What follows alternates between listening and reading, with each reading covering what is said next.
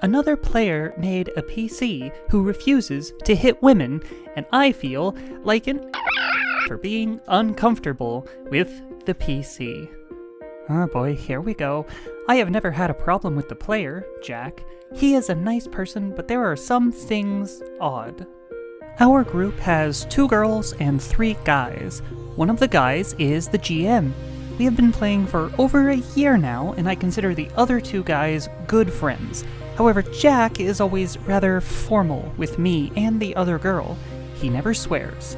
Though the good thing about him is that he never argues about the game like others do.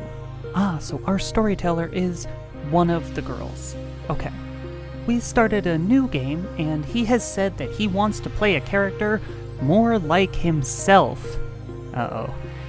He has made a lawful good paladin who, one of his characteristics is that he does not attack or hit women. Okay, so in our 3rd session, we were fighting some cultists, and the only cultist left was a woman, and he wasted his turn doing the dodge action. Oh boy. The others have not really been bothered by this trait of his character, but for some reason I have been really put off by it. I don't know how else to put it, but it has been bothering me more than it should. I've been enjoying the game less and less because his character is our main damage dealer and gets a lot of moments of heroism, and for that reason it just annoys me more. I feel like an thinking like this though, because he seems to be enjoying the game and has never been rude to me, but I feel like I'm harboring ill will towards him now. I feel like I would be an if I asked him to change the character and would come off as confrontational. Well, alright, start us off with the White Knight. Thank you for that, Equal Body 2740. I mean, it's fine to... it just comes off as really infantilizing, I guess, when people do that. It's so just not I get it. You're trying to be nice, but you're coming off as you think women are weak little precious flowers that you could never dare harm even when they're actively harming you? Come on, man. Don't be like that. Honestly, the only real red flag I get from this is that he said he wanted the character to be more like himself. That, yeah, I'm with OP on this one. That would make me uncomfortable too. Well, hello and salutations, greetings, brave adventurers. My name is FoxyBard, and I've been away for a while. But today, we end that and celebrate my glorious return. And what better way to celebrate than the way that we got started? By talking about horrible people who play the games we love. Yay for us. To be fair, that first guy wasn't so bad, just a little weird. And sometimes people are just a little weird, and that's okay, that's their right. They can be a little weird, but you might make some people uncomfortable. Unfortunately for our next 2 subjects, that is not the case. They are real bad. Whew, okay. Let's dig in, shall we? The first of our 2 horrible people comes on behalf of user Expert Individual 185 and is entitled GM tries too hard to be edgy, completely ignoring what we laid down in session 0, and values flexing over how good of a storyteller he is, rather than the enjoyment of his players. This goes places you're probably not entirely expecting where it goes, but we're going. Tale start! In this quest, we found this woman in her late 20s who was a panicking mess after the disappearance of her 9-year-old son and 5-year-old daughter. Knowing this campaign, we knew these kids were definitely dead, but we were optimistic and took the quest anyway. My character is a mother, so I decided to have her leave her 2-year-old son with the woman, as she was trustworthy and could distract her from the anxiety. Oh, that kid's probably dead too. We tracked them down to this suspiciously pleasant town. But from all the little pictures of the townsfolk, we noticed they all had blonde hair and blue eyes and had Germanic names. Uh-oh. We were suspicious why everyone there was blonde-haired and blue eyes, and we went to a secluded part of town. But we were then jumped by some thugs and dragged to a sewer. Did you have Secret Nazi Town on your bingo card? 'Cause I sure didn't. Wait, can I say Nazi on YouTube? We were brought to a dungeon with the floors covered in blood. As we explored the dungeon, we met people who were scared and starving. None of them were townsfolk, having either non-blonde hair, non-blue eyes, or dark skin. We soon found that these horrifying butchers were hunting the people in the dungeon to kill them and prepare their meat to be fed to the townsfolk. Did you have Nazi cannibals on your bingo card? 'Cause I absolutely did not. Now this set off 4 players at once, including me. I am very sensitive to kids being killed in stories, which manifests as my character being a mother, and it's heavily implied that this woman's children are in this dungeon and could be dead. It set off our wizard, as she was very sensitive to blood and gore. It set off our monk, as he was super uncomfortable with anything involving cannibalism. And it set off our paladin, who was very uncomfortable with anything resembling Nazi experiments, which this very likely was, as combining the Aryan citizens of the town and the particular method of the prisoners being killed, which was by gas poisoning. It was very on the nose. I told you that it goes places, and nobody really wanted to be here, but here we are. We told him off, good, for blatantly exposing us to things we'd be uncomfortable with, and he told us to step out of our comfort zones. We were livid, but continued the quest, hoping to be able to save the kids. We found the kids, and they were in terrible shape. The boy had been starving himself so that his sister, who was missing a couple fingertips, could eat what little food they could find, which was mostly bugs. My character gave them and the other living prisoners some food and was determined to reunite the family.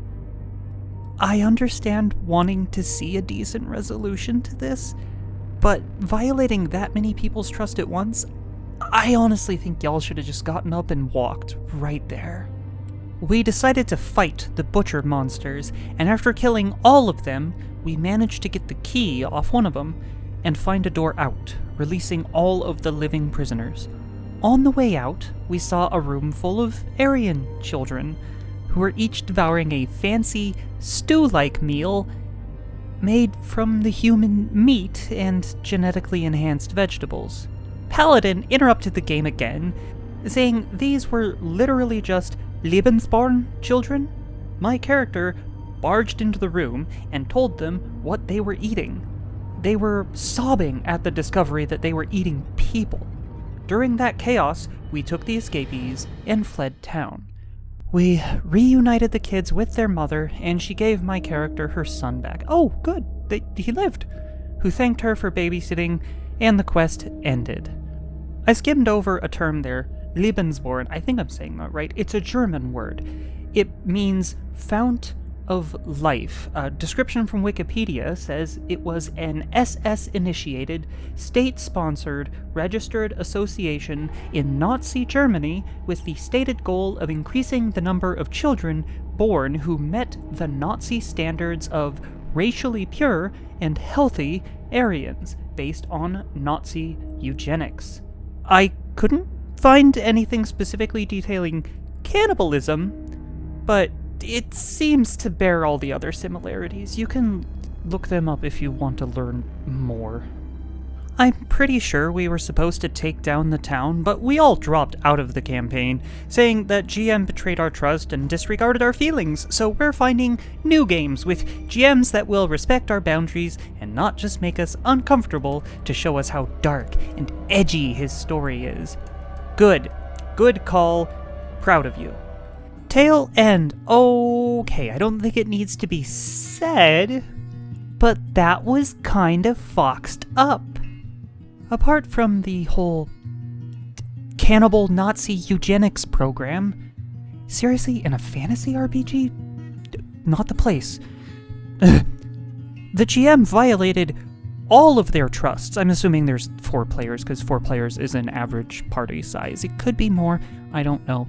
But it's really, really bad. Even if there is more, who cares? 4 of your players, all of them, you violated their trust and their boundaries. I'm flailing my arms around. You can't see it, but I'm flailing my arms around because I can't come up with proper words to describe just how disgusting this is. And I hope sincerely that this GM took this as a sign that maybe you shouldn't do this. But in all likelihood, as often happens with these sorts of things, he probably learned nothing, and he's going to do it again to the next hapless group of poor people who sign up for one of his games. Oh, but wait, there's another one that's also pretty bad. I don't know if it was as bad as this one, but it's pretty bad. So, let's get right to it. Our last story, which I'm pretty thankful for, I forgot how much emotional damage these did to me. Emotional damage! Is by the user DawnTreader29, and it is entitled GM Enjoys Female Death a Bit Too Much. And if that didn't make your skin crawl, don't worry. It will. Or do worry, actually. You probably should worry. Trigger warning on this one for weird sexualized violence, if you're not good with that. I would not be offended if you chose to close the video right now. Alright, here we go. Tale start. My group has had a lot of people come and go over the last 10 years. Ooh, 10 years, nice. One was this guy named Craig. He played with us for about 3 months before he wanted to try DMing. We were wanting to take a break from our normal campaign, so we said, sure. He introduced us to this setting he'd made that was a lot like World War I, but with fictional countries and magic and evil angels and demons and stuff. We all liked the board game Scythe, and this was kind of based on that with diesel punk mechs and stuff. Yeah, actually, that setting sounds really fun, honestly. So, we made characters and started playing. Our first mission went fine, then the next one was to assault an enemy fortification. We were assigned a squad of Pegasus Brigade soldiers, who were all female, and this was fairly unusual. So, we began to sneak through a secret tunnel to a forest in no man's land, with the fortress above. Before long, we were ambushed. My character killed a hidden machine gun nest with an acid bolt spell, but before long, the NPCs began dropping. This was Savage Worlds, so death happened fast. Each of the female NPCs who died had had names and some blurb about their appearance or personality. Craig described each of their deaths in about a paragraph of detail. How they were trying to crawl for safety while wounded and getting hit over and over, or crying for their mothers.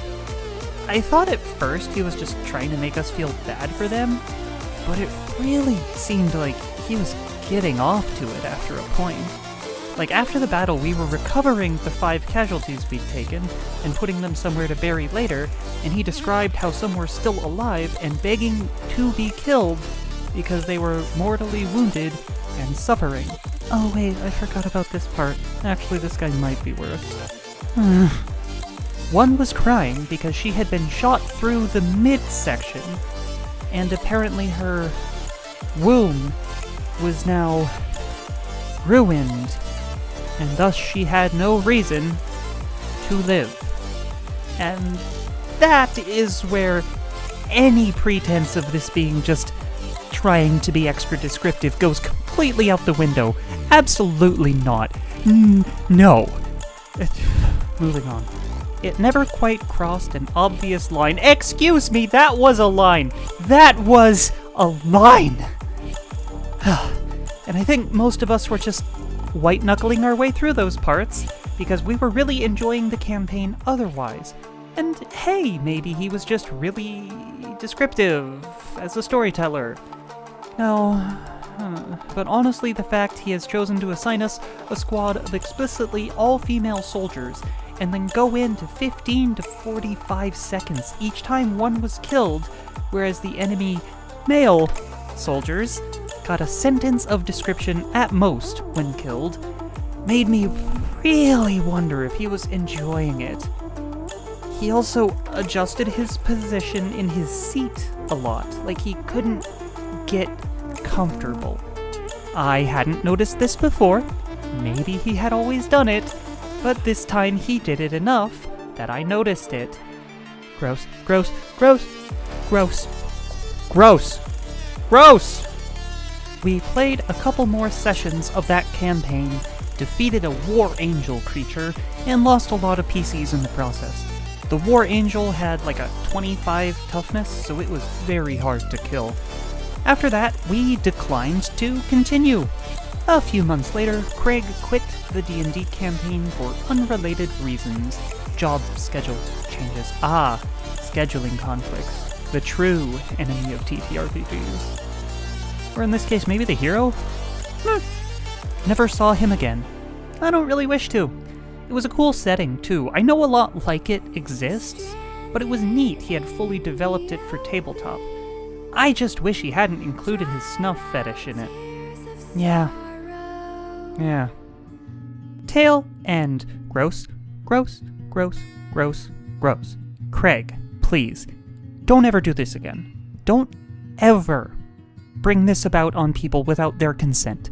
That is the most important part to anything involving everything, honestly.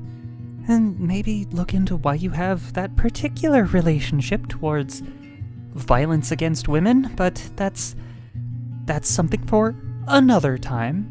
As for the OP, I am sort of depressed that you didn't leave immediately after the bit with the woman in her womb. That was just so foul. No. Bad. You don't get a treat. No biscuit. I'm not sure if this story was actually worse or not, but it certainly hurt me more. Which means I think I'm probably done for the day. That was a lot. Oh, what a way to come back, huh? I hope you didn't miss me too much, but I will be going back to regular video productions starting as soon as I possibly can. I have been dealing with just a ton of life issues and health issues and just not a great time, but I'm doing better now than I was. A lot better, in fact. I've also got a new little monster in my home that you can see causing monster problems right here.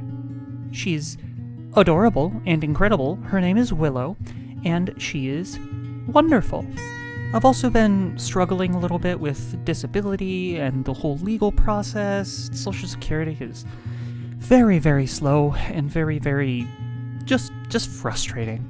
But I'm still here, and I'm still alive, and I'm back. Look forward to new videos coming up very soon in addition to this one. I've got something planned to do a full, and I mean full, video tutorial on how to play my personal favorite system, which, as you hopefully know by now, is Pathfinder 1st Edition. It's likely going to end up being a lot of parts, which I will eventually combine into one big, long, probably 4-hour video or something. It's gonna be so long. But look for the first few parts of that coming out very soon. I have decided that I do like doing these horror story videos still, so feel free to send your stories my way. You can do so in the Discord, which will be linked in this video's description. You can also find me on Twitter at ThatFoxyBard. I will not be calling it anything but Twitter. I do still have a Patreon over at patreon.com/FoxyBard, which massive thank you to the patrons who hung with me through this down period and kept me going, gave me the motivation to get back into making videos. Just the biggest thank you I can possibly give from the bottom of my heart. Thank you. If you want to join these names on the screen, you can go to Discord? It's not Discord. It's patreon.com/FoxyBard and sign up for as little as $3 a month. It gets you early access to videos and exclusive access to a channel in my Discord server where I discuss all things going on with new video production and other insights. Now, I'm gonna go and use brain bleach. I'm gonna bleach brain. That. So let's douse the fire and get back to our own adventures.